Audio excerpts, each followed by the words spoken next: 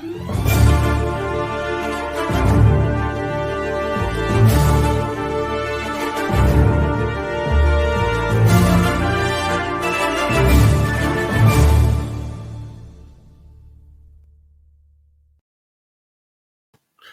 again, wrestling fans, and welcome to a special look at the War Games event happening on Sunday from NXT.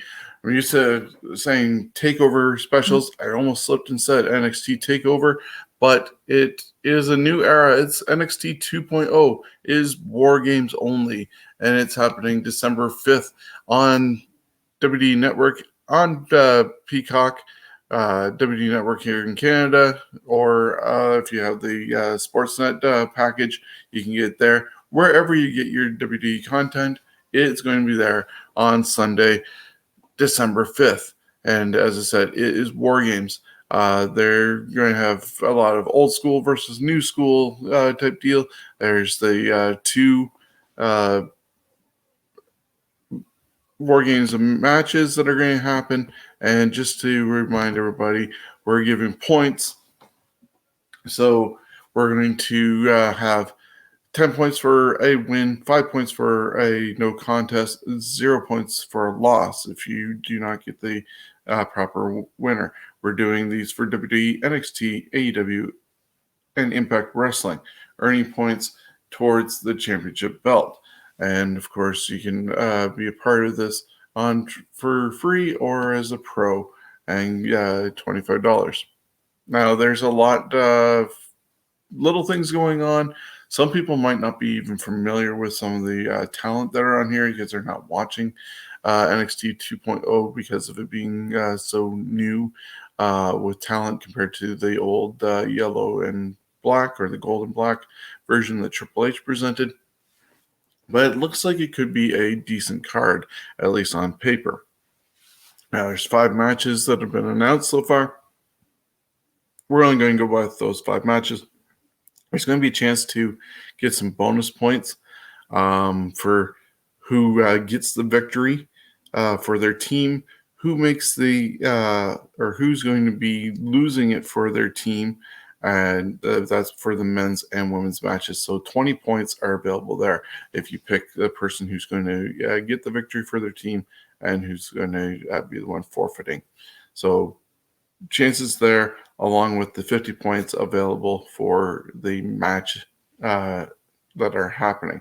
Some of those matches that are going to happen include a tag team title match where you have Imperium, Fabian Aichner, and Marcel Bartel taking on the combination of Kyle O'Riely and Von Wagner. Now, Von Wagner is Wayne Bloom's son. Wayne Bloom, part of the Destruction Crew or Beverly Brothers. So here's our newcomer that's there, teamed with a veteran in Kyle O'Riely. Unfortunately, it sounds like Kyle O'Reilly's contract is coming up, and it's in question whether he's staying or going to go over to AEW potentially and reform the Undisputed Era or Red Dragon with Bobby Fish and maybe even Adam Cole, and put some doubt there with the Young Bucks. But this is still happening on December 5th as part of War Games. I see Imperium retaining their tag team titles unless Kyle O'Reilly is winning the title and staying. He is going to possibly even see Von Wagner turn on Kyle in a losing effort, and Von Wagner could be the person getting a rub as Kyle goes out the door at NXT. Regardless, this match, I'm picking Imperium to win. Now, there's talk about a change in the Cruiserweight Championship because if Roderick Strong, the champion representing Dynamite, ends up losing to Joe Gacy, who will have Harlan by his side, ends up losing the title, Gacy plans on defending against anybody at any weight and not having it just be segregated to 205, because I don't even think he's 205 for that matter. But the title is on the line. And it looks like they're getting ready to just phase out another thing of Triple H's creation. Dynamite has not been as impressive as one would have hoped. And I think they're going to be pushing Gacy hard more and creating more of a monster also with Harlan. With their inclusivity and how they've made Harlan almost look like Nails 2.0. With that saying, I'm going to pick Joe Gacy to pick up the victory and do God knows what with the Cruiserweight Championship. The other singles match that is happening was started as a result of a couple of games of poker. We had Cameron Grimes outsmart Duke Hudson twice in Duke Hudson's poker games, and as a result, Duke had lost his mind and started beating up Cameron Grimes the last time that they did it inside the ring with just one hand of poker, and he ended up cutting Cameron Grimes' beard and hair. It didn't take it all, and Grimes has challenged him to a hair versus hair match. This one I think is going to be a little hard to judge and pick, because I think Duke Hudson will pick up the victory just to put one over again on Cameron Grimes. And they did that a bunch of times with LA Knight and Cameron Grimes. So he's not against putting other people over to make them look good. So I can almost see Cameron getting a new look with more of a trim of his beard and losing his hair, because I don't see how it benefits Duke Hudson to be shaven bald when he's just new on the scene, so to speak, in NXT 2.0. So I'm going to go with Duke Hudson to pick up the victory, and we're going to see all the hair of Cameron Grimes go to the wayside. And which seems a little odd, because a lot of those times it should be the babyface winning and proving a point to the heel. But Grimes has also had Hudson's number a bunch of times. Grimes will get his revenge some other time, some other way. And that's going to happen later on, maybe in the new year, obviously.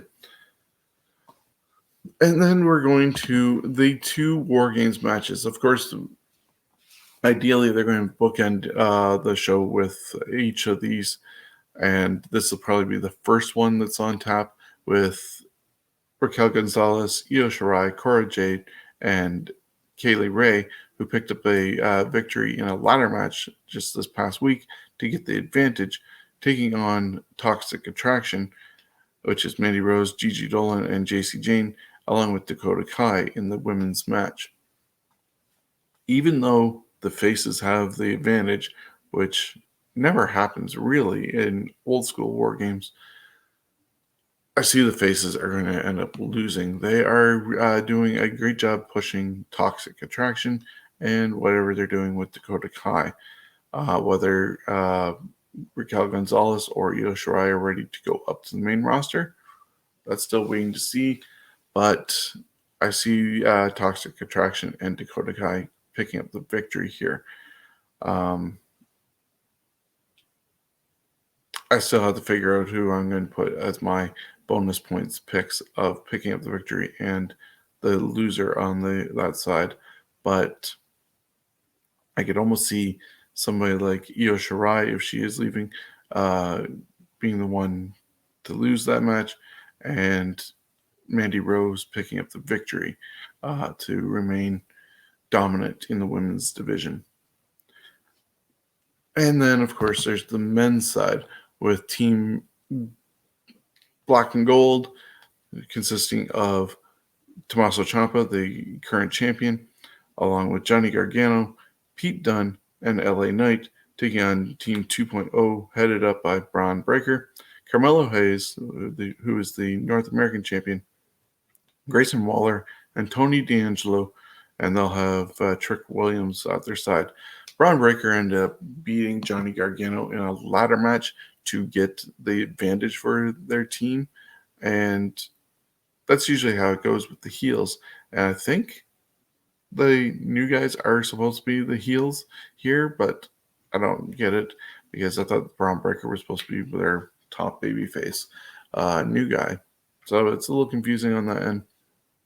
There's talk that Johnny Gargano ended up extending his contract for an extra week so that he could be a part of this match. Because surprisingly enough, after all these War Games that NXT has done, Johnny Gargano has not been in one. He's been at the events, but not in the actual matches. I do see Team Black and Gold losing because Vince McMahon wants to basically flush everything of Triple H and NXT 1.0 down the toilet and be forgotten. And so, of course, we need to push 2.0 guys, including Bron Breakker, obviously, and Carmelo Hayes.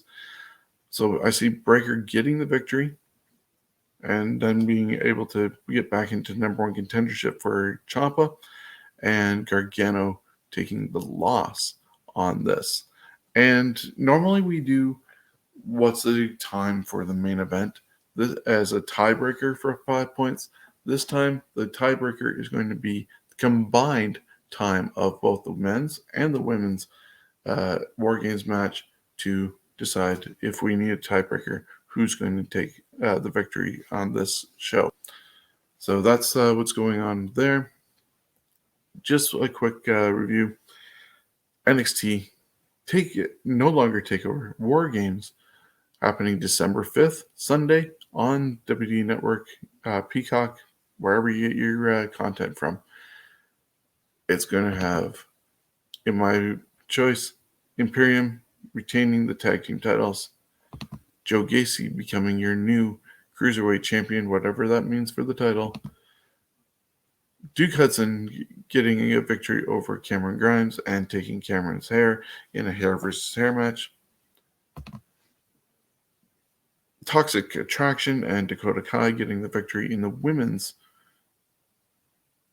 War Games match, and the NXT 2.0 team with all the fresh faces led by Bron Breakker getting the victory over the old guard, and we say goodbye to Johnny Wrestling, Johnny Gargano. And we might even get a moment of goodbye from Tommaso and Gargano to end the show. But those are my picks.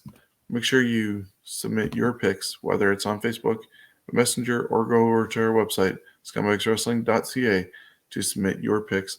And let's have fun. Enjoy this first major card from NXT 2.0 and see if it can live up to former TakeOver events. So thank you, and make sure you get your picks in. We'll see you next time. And also thanking CoolBet. Stay cool, bet responsibly, for being a part of our shows and sponsoring the title. Have a good one.